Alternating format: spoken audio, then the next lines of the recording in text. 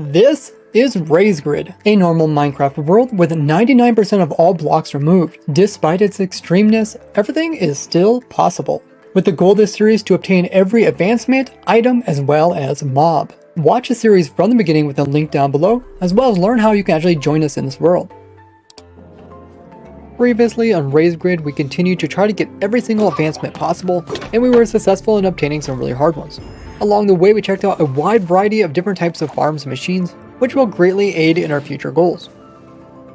With bigger projects being built, we need to make sure that they don't accidentally be built inside of spawn chunks where they would be constantly loaded, which might cause performance issues. So we're going to mark it out using some sea lanterns, and I was also given this leather armor, so let's go ahead and equip that as we mark out spawn chunks. Looks amazing.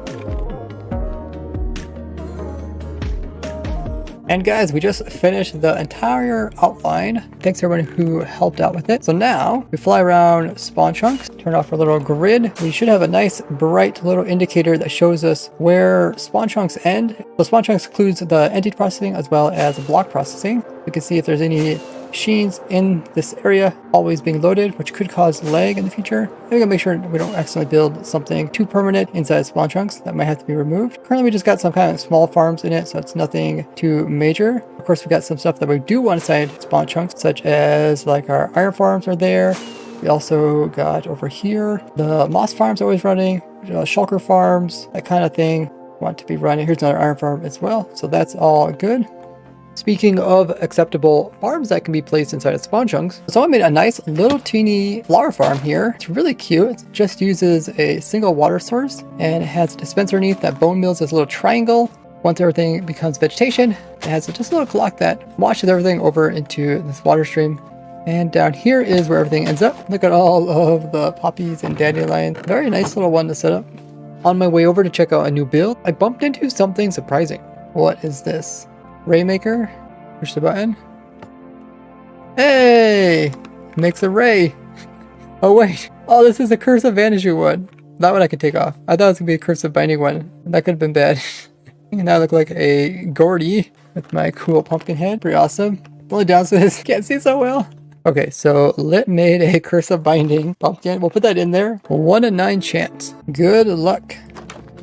I then took a tour of House Chicken's really nice house base, which made me realize something. I don't have any ancient debris, and we need a lot of it if we're going to get all advancements.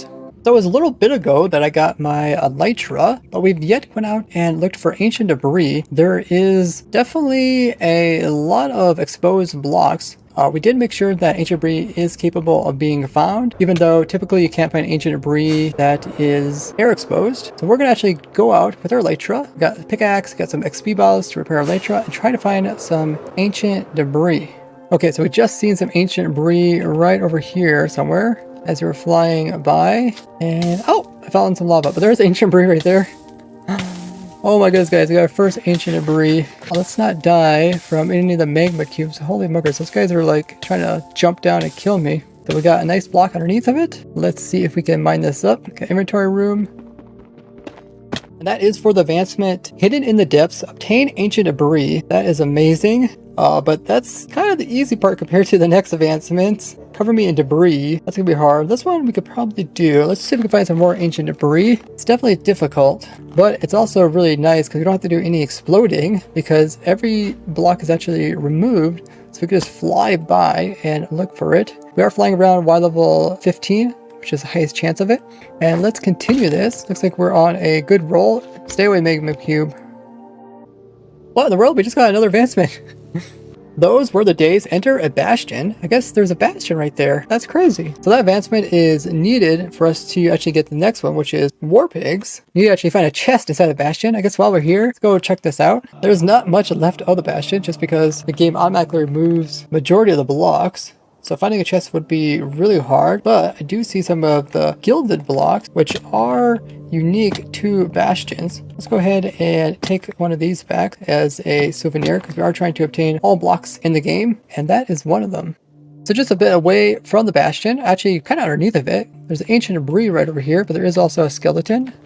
And it looked like the skeleton actually fell off trying to get to me. Got some piglins that we worry about. Let's go ahead and grab our second ancient debris. So each ancient debris, when smelted down, produces the scraps. Then it takes 4 scraps to make an ingot. So we actually need quite a bit if we're trying to get all the different advancements. Found ourselves another ancient debris. Snag that one. So we actually found another bastion. I'll check this one for chest as well. How did the lava get like that? Oh, it must have been like flowing lava. Found ourselves another ancient debris.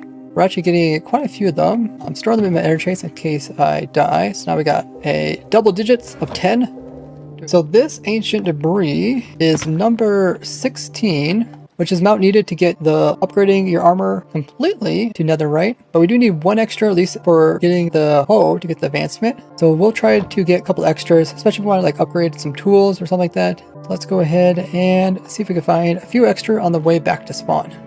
We actually happened to fly by another fortress. Let's see if we can find any loot inside of it. It's a pretty open one. So we need to find the location where it's the closed pieces. That's where the chest would be at. I searched around a bit, but didn't find anything. Another ancient debris found. Let's add this one to our collection.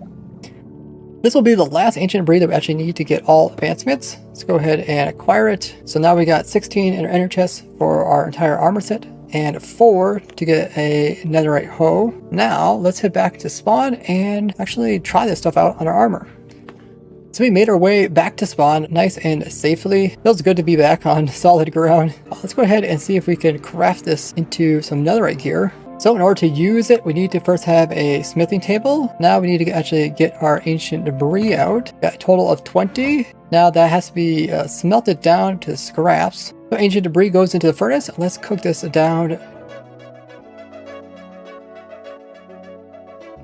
That is the last ancient debris smelted down into scraps. We got 20 netherite scraps. Awesome. Now we got some new recipes which we can use. Let's grab some gold.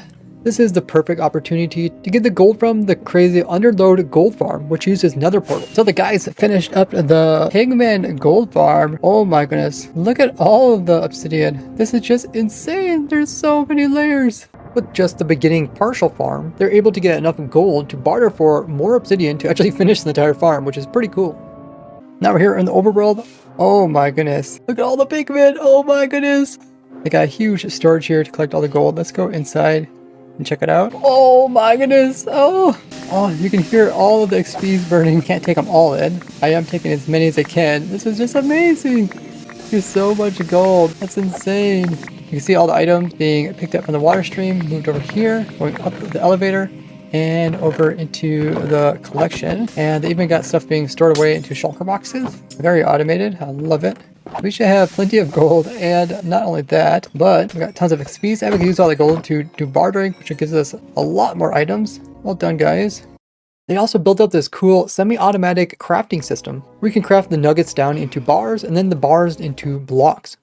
So after crafting up the nuggets into ingots, you take the nuggets from that side, craft them up, and then they go into ingots, which get put to this side into shulker boxes, and they eventually will get filled up and be put all the way into the center where there'll be tons of storage, so you can have tons and tons of gold accessible right here.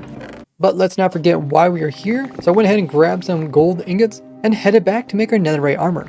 Alright, so we grabbed some gold and we got our netherite scraps. So now we need to craft these down into the netherite ingots. It takes 4 gold plus 4 netherite just to get 1 netherite ingot. Oh my, that is tough. Okay, let's craft each of these down. That means we will get a total of 5 of them. So we need to have a nice set of diamond armor in order to convert over to netherite. We do have a nice helmet and legs and boots, but we don't have a nice chest piece. So let's go ahead and make that before we plant netherite on there forever. So let's first take the enchantments off of this. And now we'll want to get unbreaking as well as mending on it. Okay, there's unbreaking and there's mending. Okay, put those together, throw it onto the chest piece. Awesome. So lastly, we just need to have protection. Protection 4, got that now. And that should be perfect. It goes just like our other sets. Now we can finally upgrade our armor to netherite. Start the helmet in there. 1 ingot. Look at that, guys. Keeps the name and all the enchantments. First netherite item. Oh, looks nice. Awesome. We got our boots there. Let's throw in the chest plate. Chest plate. this netherite, and let's also do our leggings. And that should be everything we need. Oh my goodness, we got it. Challenge complete. Cover me in debris. Amazing. That was a tough one to get, man. Ancient debris is hard to find in RaysGrid. Get full suit of netherite armor. Oh my. Yes. Oh, that's awesome. And I still got one netherite ingot left over in order to get the netherite hoe. Let's go ahead and grab a hoe and do that one. Let's buy one hoe.